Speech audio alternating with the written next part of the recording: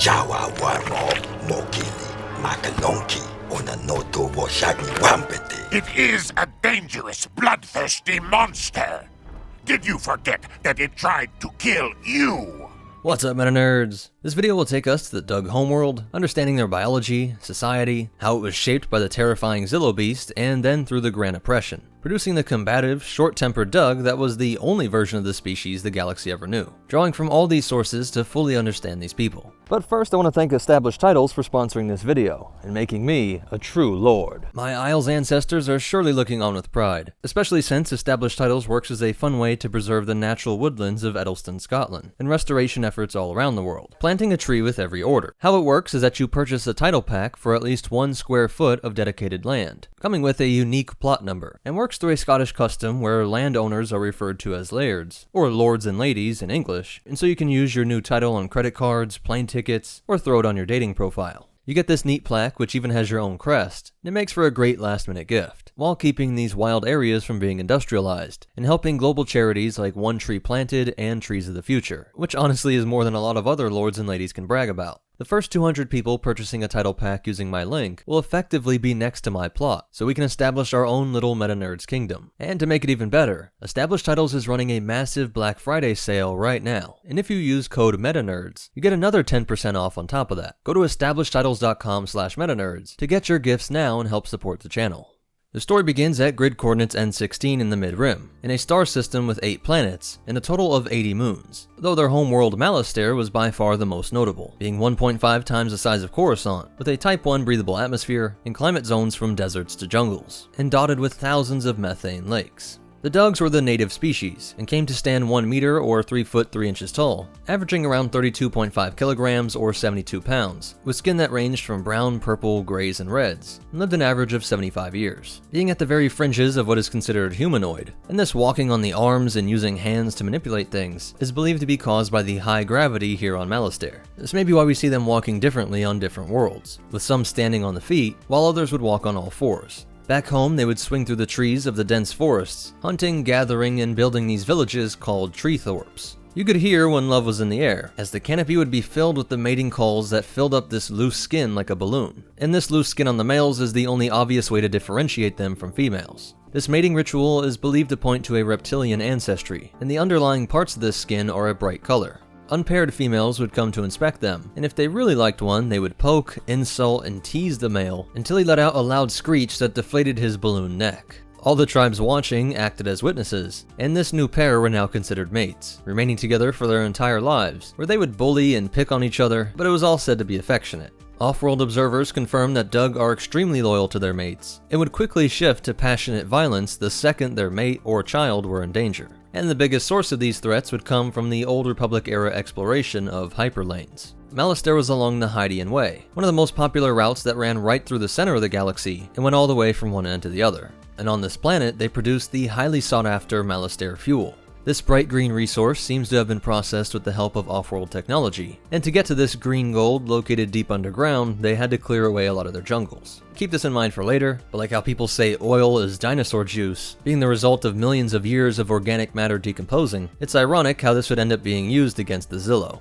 Enormous creatures that used to devour the Dug, and one of the most powerful and hardy organisms in the entire galaxy. But these fuel refineries were the key to liberating these people from this ancient tyrant, as the Zillo was the dominant species on Malastare, and the #1 threat to Dug people for as long as they could remember. Cutting down the jungles helped to strip the creature of its natural habitat, and the Dug realized that the fuel wasn't just toxic, it could also be set on fire to help bring them down quicker, being the only technology that ever worked to kill them.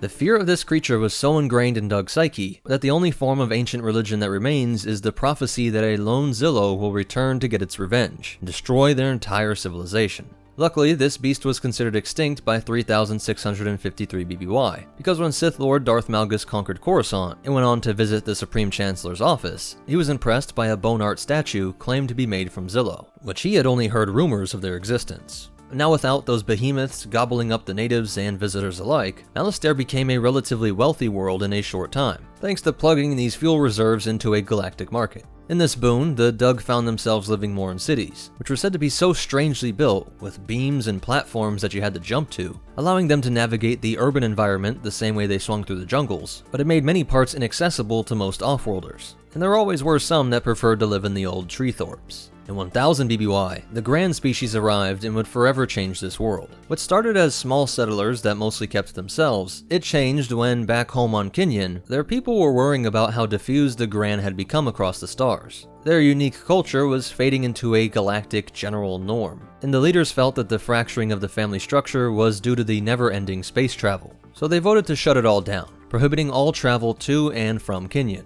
which cut off all hopes of more settlers being drawn to Malastare. Threatening economic collapse, the Gran settlers felt like they had the rug pulled out from under them, that they hadn't grown their settlements large enough to sustain on their own, so they spread out to take more land, and doubled their efforts to sell off Malastare natural resources on the galactic market. The Dug had already been weary of these colonies, long before this Gran isolationist policies kicked in, so this reaction by the cowfolk finally triggered open warfare. The Gran Protectorate was a coalition of colonial leaders that rose to meet the native threat, using off-world tech and superior tactics to keep off waves of raiding Dugs, and be able to meet the Dug in their own cities and even the jungles. Of course, these jungle raids are the most dangerous, where the natives were known to race through the trees making horrific screeching sounds, and slicing off heads and limbs with a weapon whose name sounds perfect even in the native tongue, the long curved sword called the Beheada. This war was so intense that the Republic finally got involved, and forced a peace deal, siding with the Gran settlers over the natives, and imposing a demilitarization of the Dugs. The Gran on Kinyon had a long history of thousands of years of being pacifists, so this may have biased offworlders to see the Dugs as the hostile ones, and so the Republic backed the confiscation of all of their weapons, from Beheada to blasters and vehicles, while Malastare would be solely represented by the Gran in the Senate. Ironically, the logic cited was that because there were so many Gran living on Malastare, far more than the native population, the representatives should be Gran.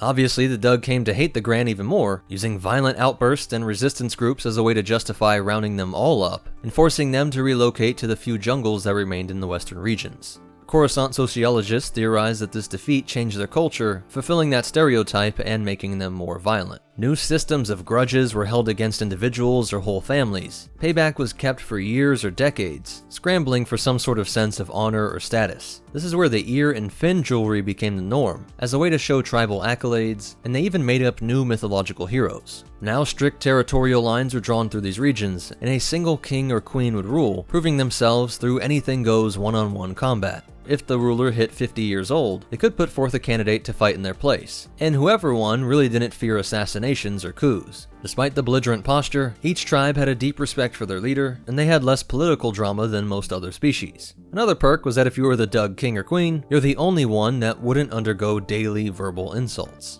Over the years, the Gran would construct a pod racing ring that would come to be considered by most as the greatest track in the galaxy, and the Dug were a natural fit, being smaller, brave, and with great dexterity and reaction times, making pod racing one of the only ways out for most Dugs. Because they were jaded against all alien species and the Republic after the war, they were hardly ever seen off-world. So the ones you did see were either so crazy and problematic that their tribes exiled them, and they usually ended up joining with criminal groups, or they got off-world because they were famed pod racers. The most famous would be Sebulba, who combined great tech, instincts, and Dug cruelty to harass and sometimes kill other fighters, all which helped him to live like a king as he did tours for pod racing circuits. By the time of the Clone Wars, Prego was one of the few Dug to stay away from violence, running a circus instead, and while the rest of the galaxy was eager for war, the Dugs for Democracy group formed to fight for peace on Coruscant. Something that shook the stereotype of the species, but is actually in line with their culture. They rib each other, fight to the death, but did respect order, and were against large-scale deadly violence. And of course, would warn against the unexpected aftermath of a war. In one of the longest and fiercest battles of the war, Separatist forces are on the verge of claiming the planet Malastare.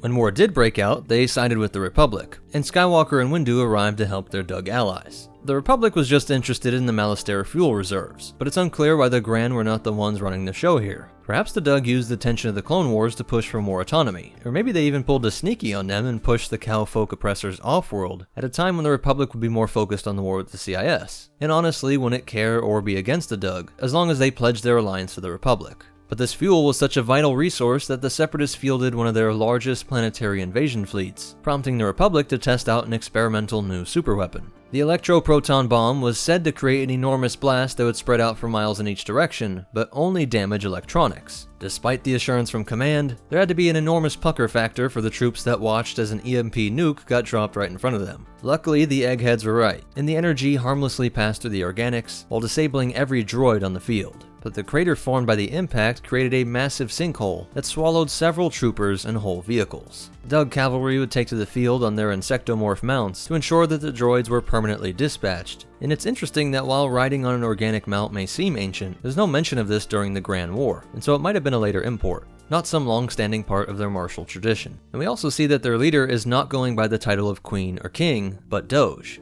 Though that distinction quickly becomes semantic as the city-states are sovereign. But when Palpatine presses him to sign the Treaty of Malastare, he says this: "No, Chancellor, the treaty must be passed by the Council." So now there is a council of Dugs, with city-state leaders that meet and agree on things, and the Gran aren't in control of this facility. Further evidence that the Dug used the Clone Wars as an opportunity to seize power, even if there was some lag time in Galactic Senate representation, since Ask Ak is still seen on Coruscant. This Gran was close to Palpatine, and represented Malastare since before the war, and although we can't say for sure that he was still the acting representative in 19 BBY, he is still on Coruscant and in political circles, being among other senators that rushed to welcome Palpatine back after being rescued by Grievous. But back in the pit, those Naka Urus joined the rescue team, and displayed typical Dug harshness. "I hope your bomb has not upset the delicate balance of our planet."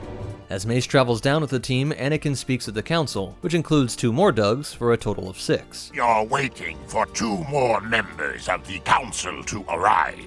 They will sign the treaty." We appreciate your cooperation. Without your fuel, our offensive will grind to a halt. "This is the beginning of a great alliance." The cynical laugh by the council member points to some nefarious angle here, and moments later, an ancient enemy was awakened.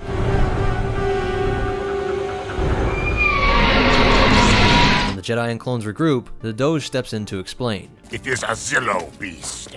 They once roamed Malastare, devouring our ancestors."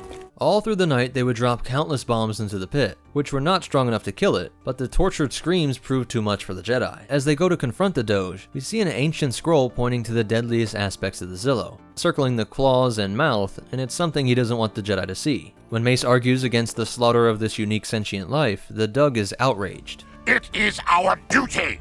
Our ancestors warned us that one would return someday and destroy our entire civilization." After Mace refuses, the council meets to plan their next strike. And just like a millennia earlier, the Republic meet in secret to circumvent the Dug's will. Maybe a stun cannon or a pulse could penetrate through the skin and short-circuit its nervous system. We could transport it to a secure location before it wakes up. The Dugs would never know the difference. That may be the only way we shall get this treaty signed. The Doge was smug and doubted the stun tanks could hurt the beast, instead insisting on the ancient technique. "Our way is already proven. Open the valve!" When the Zillo started climbing out, the bombardment pushed Mace to ignite his blade and threaten the Doge, who responds with typical mockery of the Jedi beliefs. "We are innocent life forms too, are we not?" The Zillo cut the conversation short and effortlessly destroyed a handful of vehicles before stomping through the tents, and after some time the beast would finally succumb to the stun. And this Dug were tricked by the Republic once more. Welcome to the Republic, Doge Urus. I am sure this business arrangement will be mutually beneficial. Instead of being released on some habitable, isolated world, the Zillo was brought to Coruscant, where it would escape, rip through the upper levels, and tie Kenobi for most Sith Lords killed in this millennia, but it was stopped, and the ultimate fate of this creature, whether or not it was turned into the dreamed armor or super material, is still unknown. Luckily, Malastare doesn't seem to have been devastated by Imperial rule, and we can assume their fuel production was made property of the Emperor, but they seem to have avoided bloodshed. When the Yuuzhan Vong came through, they destroyed the refineries, but again they avoided total destruction or terraforming. Once the dust settled, the resilient Dug went back at it and got new refineries up in short time, making for independent wealth, but nothing that really drew a lot of off-world attention, which is probably the best case scenario for these war-torn people. They would stay members of the Republic, Empire, and later Galactic Federation of Free Alliances, but the Dug felt that they were ignored at best, usually openly looked down on, likely not realizing how their hazing culture and attitude was off-putting to most stuffy alien senators. And as of 100 years after the Battle of Yavin, the last we see, they are still enjoying their isolation. So that's it for the breakdown. As for behind the scenes facts, there was a Dug pilot in Rogue Squadron in 137 ABY, using those same skills that made these people great at pod racing. The character designer of Sebulba, Terrell Whitlatch, says George's idea for the creature was that it would walk on its hands and use its feet as arms, and Terrell wanted something that would be unsettling and creepy, merging a spider with a camel, because of how rude and arrogant camels can be. If you want to look into them more, here's all the sources where this info comes from. Hitting that like button is the best and easiest way to help me out. Comment your thoughts or suggestions for future videos. Subscribe if you want to see more, and check out our membership. But most important of all, remember, if a Dug is picking on you, just tell him it's not mating season, and the Force will be with you. Always.